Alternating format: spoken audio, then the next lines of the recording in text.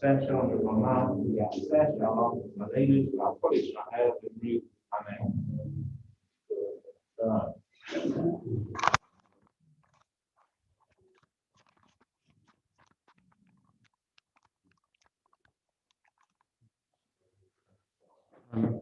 if you don't sit there, I can take my mask off.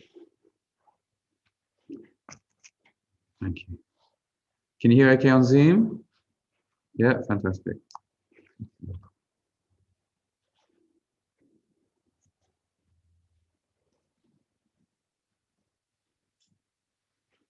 Shabbat haGadol. It's the one of two times in the Jewish calendar that the rabbi must give a sermon. And there are lots of different ways of achieving that nowadays with Zoom. So we chose to do it this evening just before Shabbat comes in.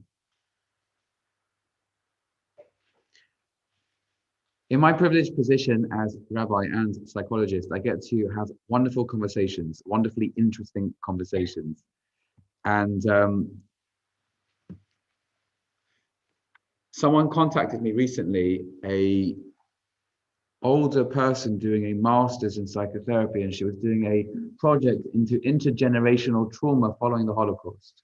So she's the grandchild of a Holocaust survivor, like I'm a grandchild of a Holocaust survivor, and she was doing a dissertation for her master's in psychotherapy about how trauma sort of trickles down through the generations.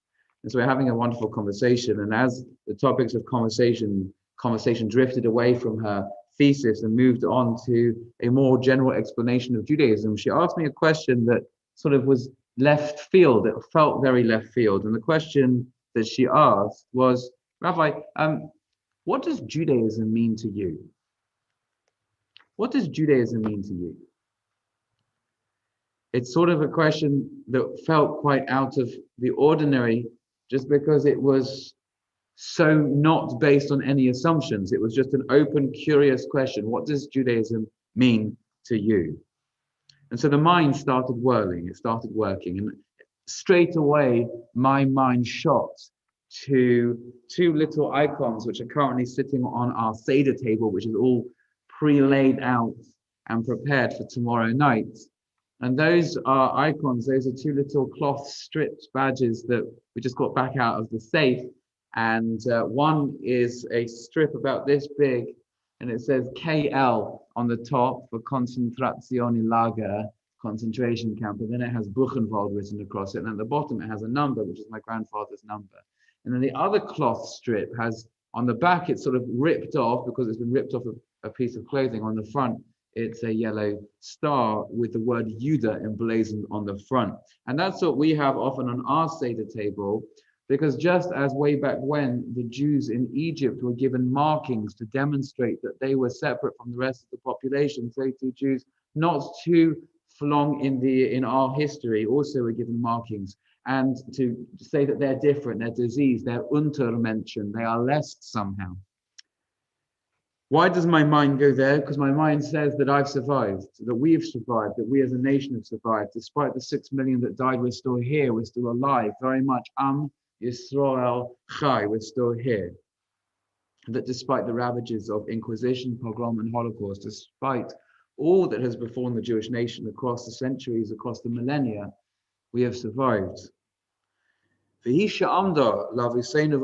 says in the haGadol, this has stood by us, by our forefathers and us. Not only one nation stood against us to destroy us, but rather every single generation there are those that wish to destroy us. Hashem saved us from their hands. That's what it means to be a Jew. What does Judaism mean to you? Or Judaism means to me to survive. As Leo Tolstoy wrote, what is the Jew? What kind of unique creature is this, whom all the rulers of all the nations of the world have disgraced and crushed and expelled and destroyed, persecuted, burned and drowned, and who, despite their anger and their fury, continues to live and to flourish? What is this Jew whom they have never succeeded in enticing with their enticements? whose oppressors and persecutors only suggested that he deny and disown his religion and cast aside the faithfulness of his ancestors. The Jew is the symbol of eternity. He is the one who for so long had guarded the prophetic message and transmitted it to all mankind. A people such as this can never disappear. The Jew is eternal. He is the embodiment of eternity. What does Judaism mean to you? It means to survive. But then the mind continues and to ask that question further. What does Judaism mean to you?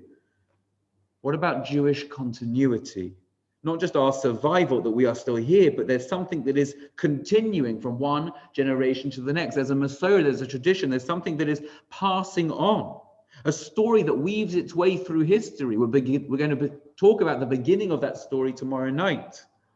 We will be sitting at our Pesach Seder telling the same story that our parents told us, and that our grandparents told them, and that their parents told them, and that their parents told them, all the way back to the first time the story happened, the first ever Seder night. According to biblical chronology, the Exodus took place in the 890th year before the destruction of the temple by the Babylonians in 421 before the Common Era. There's some historical, archaeological discrepancy around that, but let's approximate that means that the original Exodus occurred 3,331 years ago. Well, that sounds like an awfully long time. But let's do a slight exercise in conceptualizing how many Seder nights ago was that. So if you imagine that on an ordinary Seder, in an ordinary year, there might be 3 generations at a Seder. A child, a parent, and a grandparent. That approximately spans 60 years. 3 generations, every generation is 20 years. That approximately spans 60 years.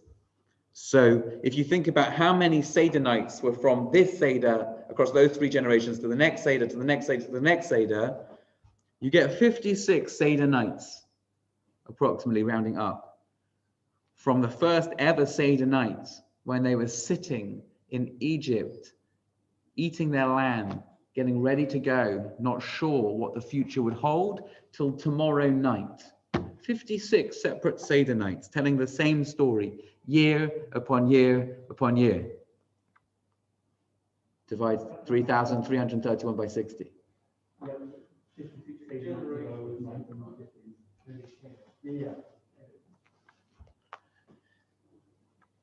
Continuity, Jewish continuity. And Jewish structure as well, that there is a form. There's a form to how that continuity looks.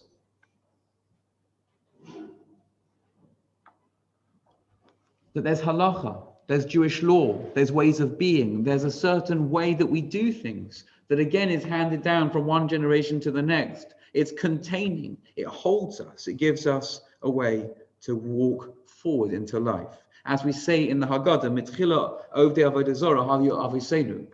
Originally, our forefathers worshipped idols, and then there was a whole narrative. There was a progress through history. There was an Abraham, there was an Isaac, there was a Jacob, there was an Exodus, there was a journey.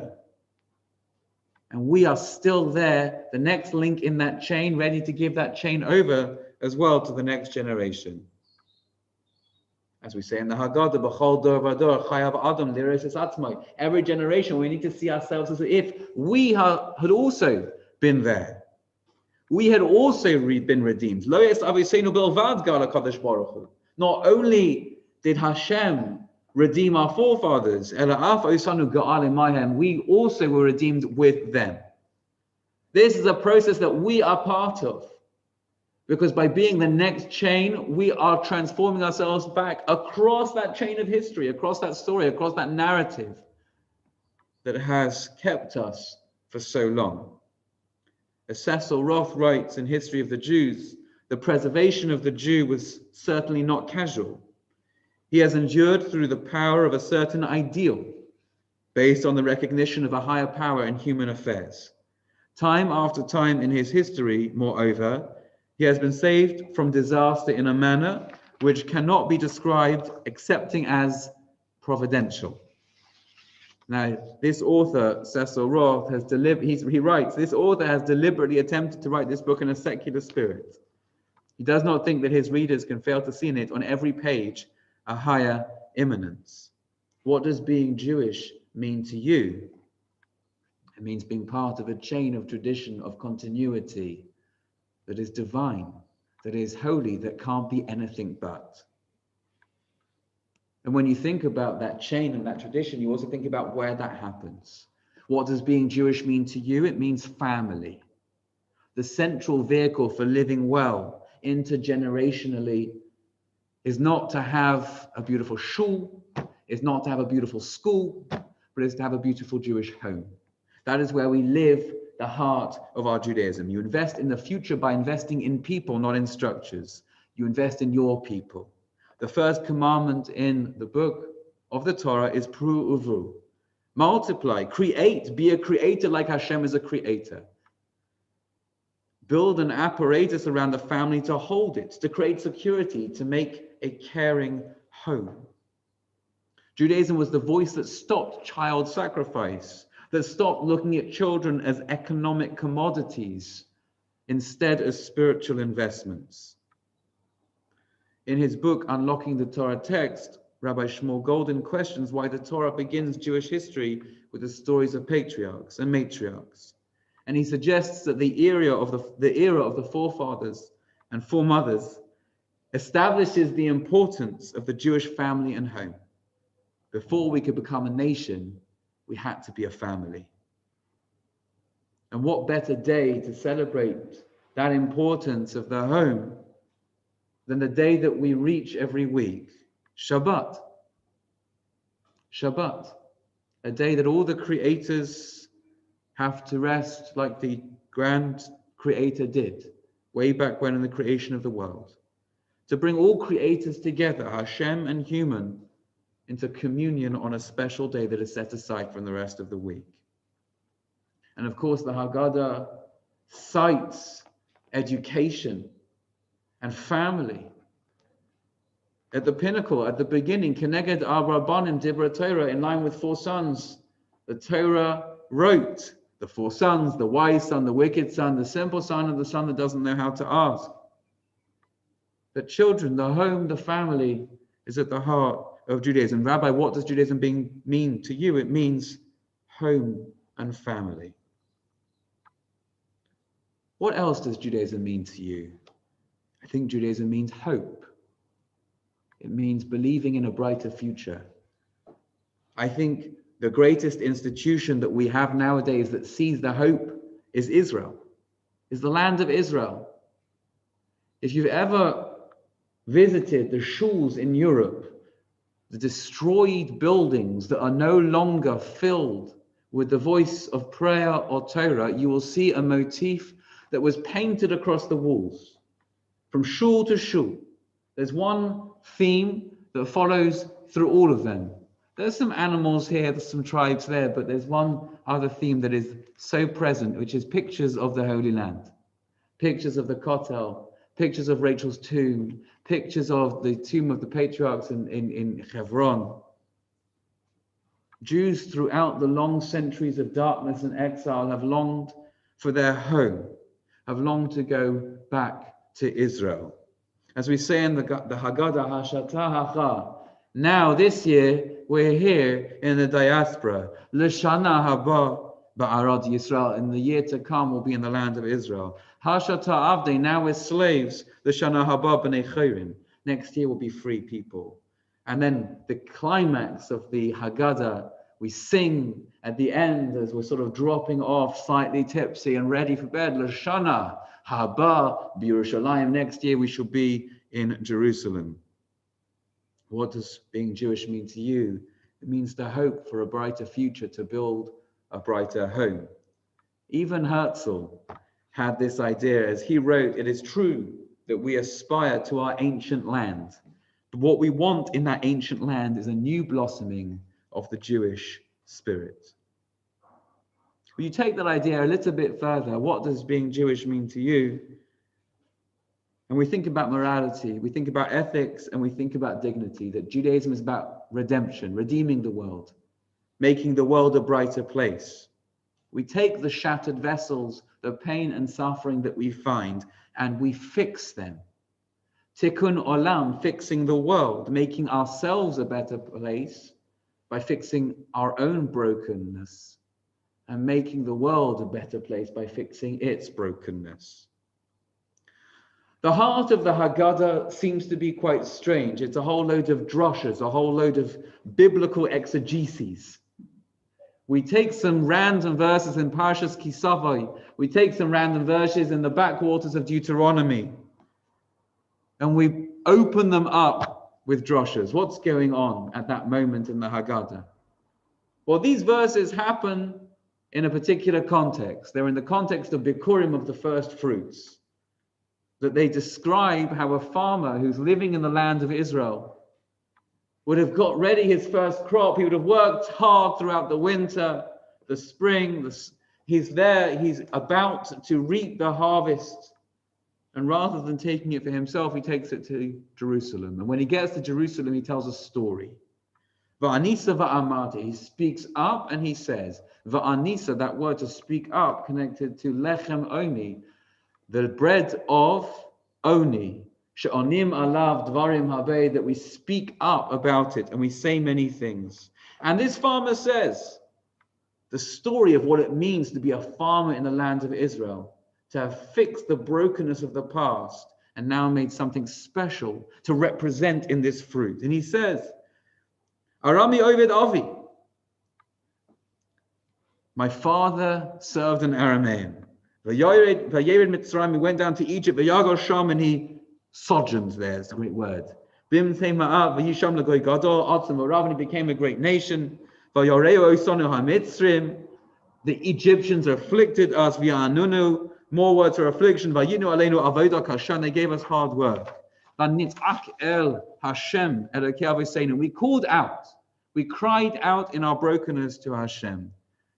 Vayishma Hashem es koleinu, and God heard our voice. Vayar es anyenu, and he saw our affliction. Ves amaleinu, that's our burden.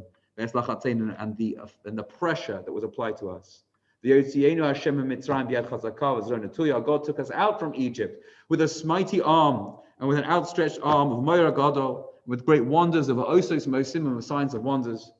V'aviu lamakom hazeh, and he brought us to this place. He took us out and he brought us to the land of Israel, and I planted my crops and I worked hard. And I see that all in this fruit. I see that all in this moment. I fixed something. I mended something that was broken. He gave us this land. A land flowing with milk and honey. Not only do we have a mission to repair our own brokenness, as you'll see in my recent JC article, but also the brokenness that is around us, because we have a mission. Baruch HaMakom Baruch Hu, says the Haggadah. Blessed is Hashem. Baruch Shenasam Torah Amo Yisrael. He gave us the Torah. He gave us a moral guide. Baruch Hu. And how do we begin the Haggadah? How to begin with this moral guide, this sensitivity of mending brokenness? Kol divchin. Yesei v'yechol, anyone who doesn't have, come and eat with us. We're not just sitting down as a private group. Come on, join us. Kol ditzrich, yesei v'yifsach, anyone who needs, come, we've got a Pesach for you. Let's open up our hearts, let's open up our charity, let's open up our hospitality to you. And Jews have always been at the forefront of social justice, social action, fighting for what is right, fighting to advance humanity. As the second president of the United States said, John Adams, he said, I will insist the Hebrews have contributed more to civilized men than any other nation. If I was an atheist and believed in blind eternal fate, I should still believe that fate had ordained the Jews to be the most essential instrument for civilizing the nations. They are the most glorious nation that ever inhabited the earth. The Romans and their empire were but a bubble in comparison to the Jews.